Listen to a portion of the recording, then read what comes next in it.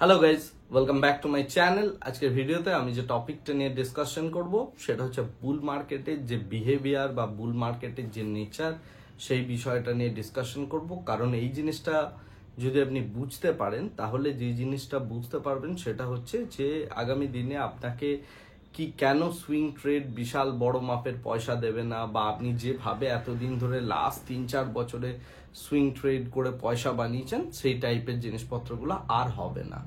তো এই প্রত্যেকটা জিনিস আপনি বুঝতে পারবেন যদি এই আজকের ডিসকাশনটা একটু ভালো করে মন দিয়ে শোনেন। বাট ডিসকাশনটা শুরু করার আগে প্রত্যেককে শিক্ষক দিবসের জন্য আমি আমার নিজের মন থেকে প্রণাম জানাই এবং আপনাদের প্রত্যেকের সাফল্য কামনা করি আগামী দিনে। যাই হোক, এরপরে যে বিষয়টা নিয়ে প্রথমেই ডিসকাস করব সেটা হচ্ছে আজকের মার্কেটটা কেমন গেল এবং আগামী দিনের মার্কেটটা কিরকম আউটলুক হতে চলেছে, সেটা 2-3টে জাস্ট সেন্টেন্সের মধ্যে পুরো বিষয়টা বলবো। আমি একই কথাই বারবার রিপিট করছি প্রত্যেকটা ভিডিওতে, বাট এই কথাগুলো ভাইটাল এবং মার্কেট এখন ওই জিনিসটার দিকেই তাকিয়ে আছে যেটার কথা আমি বলতে চলেছি। তো আজকে রাত্রিবেলায় একটা ডেটা রিলিজ হওয়ার কথা আছে ইউএস এর থেকে, সেটা হচ্ছে সার্ভিস পিএমআই ডেটা যদি ভালো হয় তাহলে আগামীকাল সকালবেলায় আবার মার্কেট একটু রিকভারি করবে। আদারওয়াইজ মার্কেট এই জায়গাটার মধ্যেই ধীরে ধীরে একটা কনসলিডেশন ফেজের মধ্যে দিয়ে আপাতত থাকবে শুক্রবার দিন সকালে, অর্থাৎ আগামীকালকের মার্কেট। আগামীকাল সন্ধ্যেবেলায় সব থেকে ইম্পর্টেন্ট ডেটা রিলিজ হবে, যে ডেটাটা হচ্ছে এনএফপি ডেটা, এবং এই ডেটাটা ডিটারমাইন করবে নেক্সট 2 সপ্তাহ মার্কেট কোন দিকে যাবে। তারপরে 18ই সেপ্টেম্বর ইউএসএ ফেডের চেয়ারম্যানের বক্তব্য আছে বা এফওএমসির মিটিং, এবং তারপরে 19 তারিখে একটা বড় মুভমেন্ট আমরা দেখতে পাবো। তো এই হচ্ছে টোটাল মার্কেটের এখনকার স্ট্রাকচার। ওকে, সো এটা গেল মার্কেটের স্ট্রাকচার। আজকের মার্কেট যথারীতি স্লাইডলি গ্যাপ আপ ওপেন হওয়ার পর একটা ফল বা একটা কনসলিডেশন যাই বলুন না কেন, স্লাইড একটা জায়গার মধ্যে কনসলিডেট করছে। তো এটাই আপাতত মার্কেটের মধ্যে ঘটছে। এরপরে আমি যে টপিকটা নিয়ে ডিসকাশন করব সেটা হচ্ছে বুল মার্কেটের নেচার। ওকে, তো যখন আমরা কোনো বুল মার্কেট দেখি, ইনিশিয়াল ফেজের বুল মার্কেট, তখন ধীরে ধীরে মার্কেট একটা রান আপ হতে শুরু করে এবং টোটাল ইকোনমির মধ্যে যে লিকুইডিটিটা রয়েছে, অর্থাৎ লিকুইড মানিটা যেটা সার্কুলেট হয়ে রয়েছে পাবলিকের মধ্যে, সেটা মার্কেট আস্তে আস্তে ড্র্যাগ করে। ওকে, এবং এই ফেজটার মধ্যে যে জিনিসটা দেখা দেয়, এটা গভর্নমেন্ট জানেন, গভর্নমেন্টের বিশাল ভালো কনফিডেন্স থাকে এবং প্রত্যেকটা দেশের গভর্নমেন্টই এই জায়গাটাকে একটা প্রমোট করার চেষ্টা করেন যে আমার মার্কেট খুব ভালো যাচ্ছে, আমার ইকোনমি খুব ভালো যাচ্ছে। যদিও মার্কেটের সাথে ইকোনমির সম্পর্ক কিন্তু অনেকটা আলাদা, যেটা তুলনামূলকভাবে দেখানো হয় সেটা কিন্তু নয়। মার্কেট অনেক বেশি ফরওয়ার্ড লুকিং, রাইট? তো মার্কেটের মধ্যে এই সিনারিওসটা দেখা যায়। এবং বুল মার্কেটের মধ্যে যখন বুল মার্কেটের 2টো ফেজ থাকে মূলত, একটা হচ্ছে খুব ইজি ফেজ, যে ফেজের মধ্যে আপনি যে শেয়ারটাই নেবেন সেই শেয়ারটাই আপনাকে পয়সা দেবে। ওকে, আর তারপরের ফেজটা আছে সিলেক্টিভলি, মানে অনেকটা টাফ ফেজ, যে ফেজের মধ্যে আপনাকে স্টক সিলেকশনে বা শেয়ার সিলেকশনের জন্য অনেক বেশি সিলেক্টিভ হতে হবে, এবং এই সিলেক্টিভ ফেজটা বা টাফ ফেজটা বেশি দিন স্টে করে না এবং তারপরে মার্কেটের মধ্যে একটা বড় কারেকশন দেখা দেয়। তো এইটা হচ্ছে অ্যাকচুয়ালি বুল মার্কেটের মেইন নেচার। তো আপনি যদি লক্ষ্য করে থাকেন, আজ থেকে 2 বছর আগে থেকে যারা শেয়ার মার্কেটের মধ্যে রয়েছেন, এই ফেজটার মধ্যে আপনি যে শেয়ারই নিয়েছেন সেই শেয়ারই উপরের দিকে উঠতে শুরু করেছে এবং বাড়ছে। এবং বুল মার্কেট, এবং এই জিনিসটা কিন্তু কনস্ট্যান্টলি হয়েছে এবং প্রত্যেকের মধ্যে একটা বিশ্বাস জন্মেছে যে সুইং ট্রেড থেকে বা শেয়ার বাজার থেকে প্রচুর পয়সা পাওয়া যায় এবং প্রচুর পরিমাণে লোক আস্তে আস্তে মার্কেটের মধ্যে যুক্ত হতে শুরু করেন। তো এটা কিন্তু বুল মার্কেটের নেচার। ওকে, এবং গভর্নমেন্টেরও কনফিডেন্স থাকে, মিডিয়া সবসময় এই জিনিসটাকে প্রমোট করার চেষ্টা করেন এবং মিডিয়া কোনো না কোনো একটা স্টোরি চালানোর চেষ্টা করেন যে এই স্টোরিটার জন্য এই জিনিসটা হচ্ছে। যেমন 2008-এর দিকে একটা স্টোরি চলছিল যে এফআইআইরা এসে সমস্ত শেয়ার বাই করে নিচ্ছে, ইন্ডিয়ানরা আর শেয়ার পাবে না, সুতরাং প্রত্যেকটা ইন্ডিয়ানের উচিত হচ্ছে যে শেয়ার কিনে নেওয়া। এটা ছিল 2008-এর ক্রাইসিসের আগে। 2007-এর যে বুল রান, সেই বুল রানের সময় এই সিচুয়েশনসটার মধ্যে দিয়ে মার্কেট গিয়েছিল বা এই ন্যারেটিভটা প্লে করা হয়েছিল। এখন যে বুল রানটা চলছে, এখানে যে ন্যারেটিভটা প্লে করা হচ্ছে সেটা হচ্ছে যে আমরা এফআইআই এর কাছ থেকে পুরো মার্কেটকে সম্পূর্ণভাবে তুলে নিয়েছি এবং পুরো মার্কেট আমাদের কন্ট্রোলে রয়েছে। এফআইআই কিচ্ছু করতে পারবে না এই মার্কেটে। এফআইআই যতই সেল করুক না কেন, ডিআইআই বা রিটেলার বা আমাদের যে ডোমেস্টিক ইনফ্লোটা রয়েছে বা আমাদের যে মিউচুয়াল ফান্ডের যে পয়সাটা আসছে সেই পয়সাটা দিয়ে আমরা কিন্তু মানে টোটাল মার্কেটটাকে ক্যাপচার করে নিতে পারি এবং এফআইআই যতই সেল করুক না কেন কিছু এসে যায় না। এই একটা থট প্রসেস কিন্তু মিডিয়া এখন চালাচ্ছে এবং ম্যাক্সিমাম ইউটিউব চ্যানেলও এই জিনিসটা মানে সার্কুলেট করছে কনস্ট্যান্টলি, রাইট? বাট এই জিনিসটা যে একদমই সত্যি নয়, এটা আমি নেক্সট ভিডিওতে প্রমাণটা দেব এবং আমি এটাও আপনাকে দেখিয়ে দেব যে ইন্ডিয়ান মার্কেটকে যতটা স্ট্রং আপনি ভাবছেন, ইন্ডিয়ান মার্কেট ততটা স্ট্রং সিচুয়েশনে নেই কম্পেয়ার টু পৃথিবীর আদার যে সমস্ত মার্কেটগুলো আছে। সে ফর এক্সাম্পল পাকিস্তান মার্কেট, জাপানের মার্কেট, ইউএস মার্কেট, এই সমস্ত মার্কেটগুলোর রেসপেক্টে এরা যতটা র্যালি দিয়েছে তার রেসপেক্টে ইন্ডিয়ান মার্কেটও মোরলেস সেম র্যালি দিয়েছে অথবা মোটামুটি ভাবে একই জায়গার মধ্যেই রয়েছে বা কিছুটা কম দিয়েছে কিছু ক্ষেত্রে। তো এই অ্যানালিসিসটা আমি আগামীকাল করে দেখাবো এবং তার জন্য আমি চার্টে গিয়ে বিভিন্ন মার্কেটের যে গতি প্রকৃতি সেই বিষয়টা নিয়ে একটা ডিসকাশন করব। বাট তার আগে যেটা বলছিলাম আজকে যে বুল মার্কেটের যে এই নেচার, তো বুল মার্কেটের এই নেচারটা হওয়ার জন্য বা যে কোনো স্টকেই আপনি যা খুশি ট্রেন্ডিং স্ট্র্যাটেজি ইউজ করবেন সেখানেই পয়সা তৈরি হতে শুরু হবে, যে ফেজটা হচ্ছে সবচেয়ে ইজি ফেজ সেই ফেজটার মধ্যে দিয়ে। বাট আপনি লক্ষ্য করবেন ইলেকশন যখন হয়ে গিয়েছে তারপর থেকে আপনার কিন্তু সেই র্যালিটা আপনি পাচ্ছেন না, না আপনি সেই হ্যালের মধ্যে সেই র্যালি পাচ্ছেন, না আপনি মানে কি বলবো শিপ বিল্ডিং কোম্পানির মধ্যে বা পিএসইউ গুলোর মধ্যে সেই র্যালিটা পাচ্ছেন, রাইট? তো র্যালিটা একটা না একটা সময় গিয়ে শেষ হয়েই যাবে। তো কারণ পৃথিবীতে কোনো জিনিস বা মার্কেটে কোনো জিনিসই মানে আজীবন কাল ধরে চলতে পারে না, রাইট?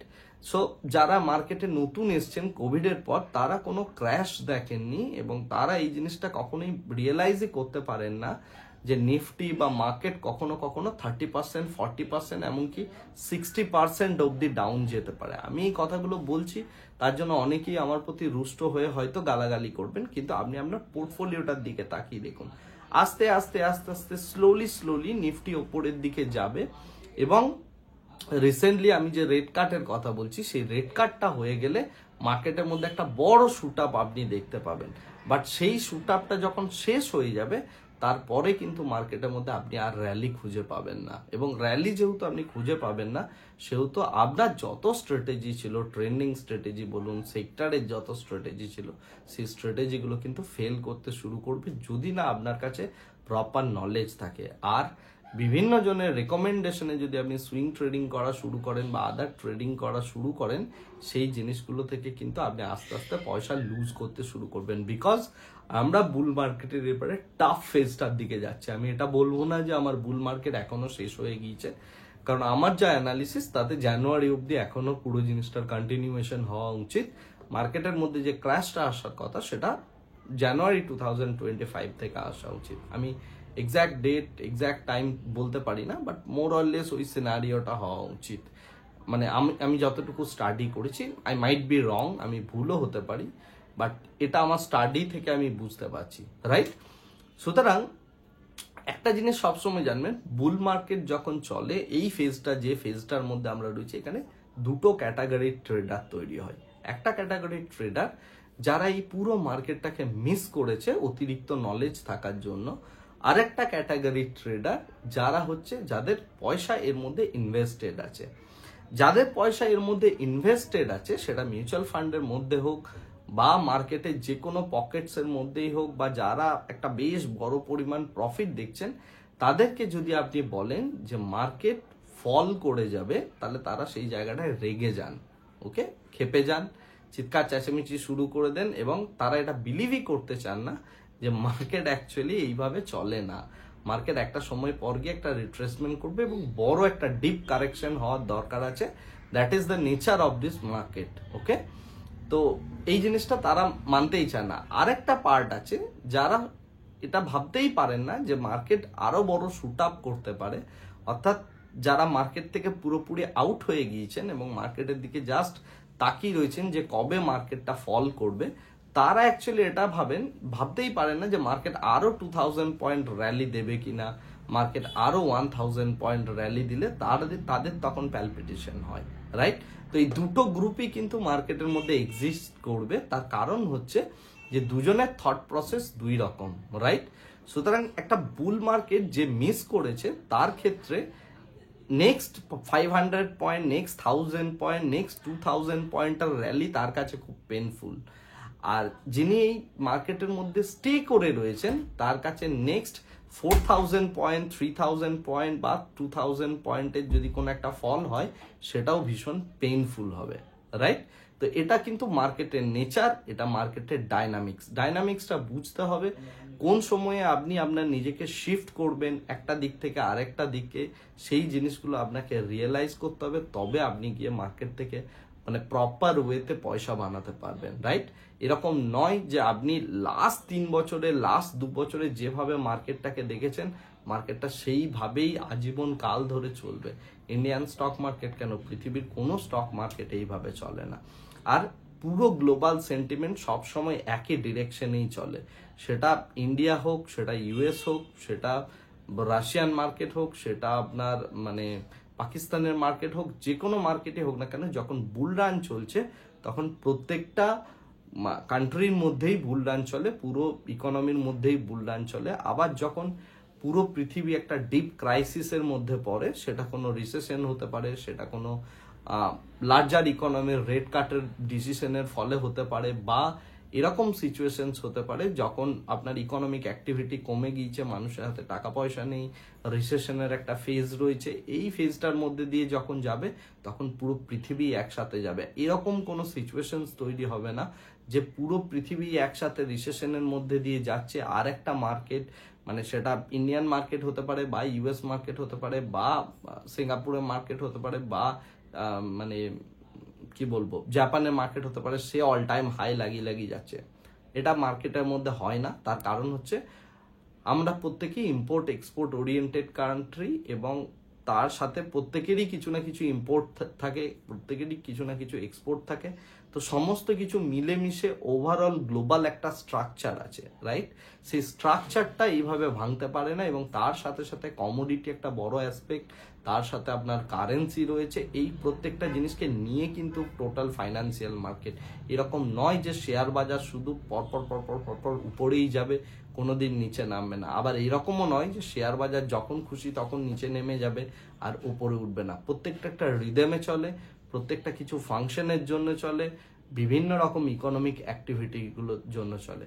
তো সেই সমস্ত ইকোনমিক ডেটা, ইকোনমিক অ্যাক্টিভিটিগুলো নিয়ে আমি ডিসকাস করি আমার এই চ্যানেলটাকে যদি আপনার ভালো লেগে থাকে তাহলে অবশ্যই লাইক করুন, এবং অনেকেই আছেন যারা সাবস্ক্রাইব করেন না, সো কাইন্ডলি সাবস্ক্রাইব করে নিন, কারণ আমি প্রত্যেক দিন ভিডিও নিয়ে আসি। ভিডিওগুলো দেখুন, আপনার নিজের নলেজকে এলিভেট করুন, এবং ধীরে ধীরে আপনি আপনার নিজের ট্রেডিং সিস্টেমকেও আস্তে আস্তে উন্নত থেকে উন্নততর করুন।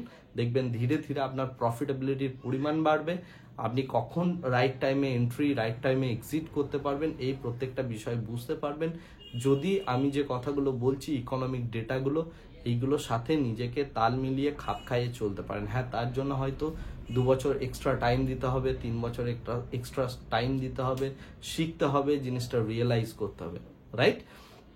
আজকের ভিডিও থেকে এর থেকে বেশি কিছু বলার নেই। আমিও ওয়েট করছি যে ইউএস এর সার্ভিস পিএমআই ডেটাটা কি আসে, এবং সব থেকে বড় কথা আমার সব থেকে বেশি ওয়েট হচ্ছে যে আগামীকাল কোন ডেটাটা রিলিজ হয়, মানে এনএফপি ডেটা অ্যাকচুয়ালি রেজাল্টটা কি হয়, কারণ তার উপর নেক্সট উইকের পুরো মার্কেটের গতি প্রকৃতি মানে চলবে। তো সেই বিষয়গুলো নিয়ে আমি নেক্সট দিন আবার আপডেট দেবো। আজকের ভিডিওটা এখানেই শেষ করছি। Thank you very much, bye bye, tata.